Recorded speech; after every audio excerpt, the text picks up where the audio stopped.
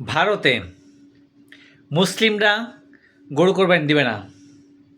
এই মুসলিমরা গরু কোরবানি দিবে না, এই কারণে হিন্দুরা কান্নাকাটি করতেছে।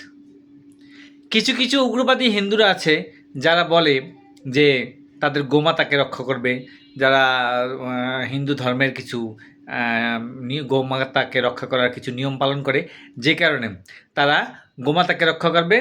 কিন্তু হিন্দুদের মধ্যেই কিছু কিছু লোক আছে যারা মানে গরু কোরবানি কেন দিবে না, মুসলিমরা গরু কোরবানি কেন দিতে পারবে না, এই কারণে শুভেন্দু অধিকারী এবং নরেন্দ্র মোদীকে অনেক ধরনের কটাক্ষ করে গালাগালি এবং অনেক বাজে মন্তব্য করেছে।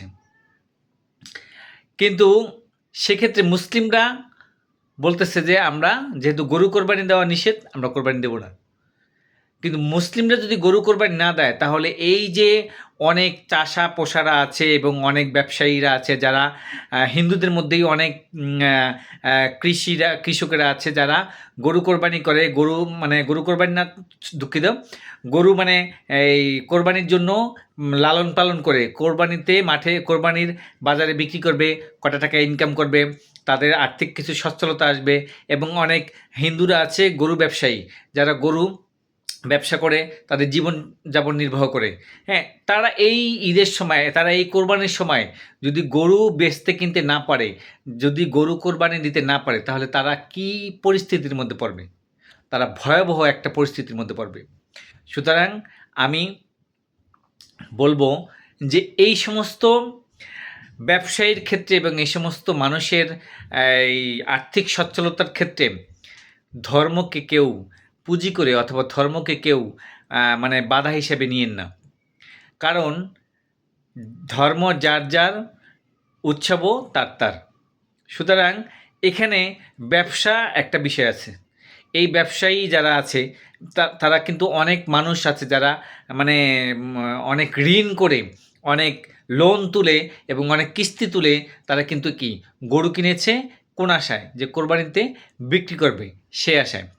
কিন্তু এখন এমন একটা পরিস্থিতি হয়ে, এই শুভেন্দু অধিকারী নির্বাচিত হয়েই এমন একটা ভাব নিয়ে আছে যে সেই মনে হয় হিন্দু ধর্মকে রক্ষা করার জন্য একমাত্র রক্ষা কবচ হিসেবে সে আসছে।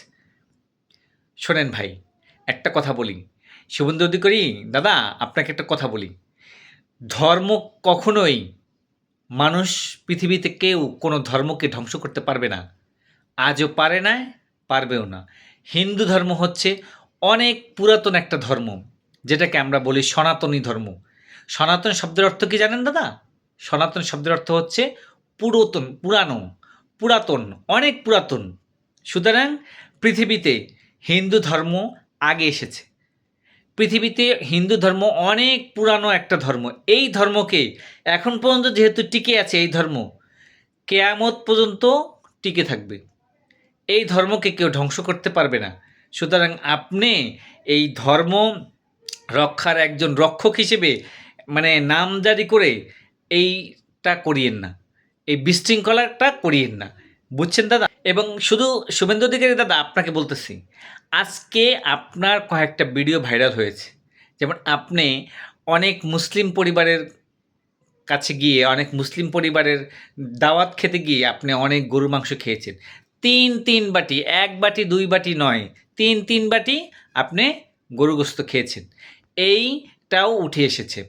সুতরাং আপনি গোমাতাকে রক্ষা করবেন এই কথা বলে বলে অনেক সাধারণ যারা হিন্দুরা আছে তাদেরকে আপনি সিম্প্যাথি নিয়েন না এবং তাদের মাঝে বিশৃঙ্খলা করিয়েন না। বিশৃঙ্খলা যারা করে তারা কোনো ধর্মের লোক না, হোক মুসলিম, হোক হিন্দু, হোক বুদ্ধ, খ্রিস্টান, যারা বিশৃঙ্খলা করে তারা কোনো ধর্মের লোক না। সুতরাং আমরা বলি, আমরা সবাই ধর্মীয়ভাবে সুখে থাকতে চাই, শান্তিতে থাকতে চাই। আমরা মুসলিম, আমরা হিন্দু, আমরা সবাই ভাই ভাই। ধন্যবাদ সবাইকে।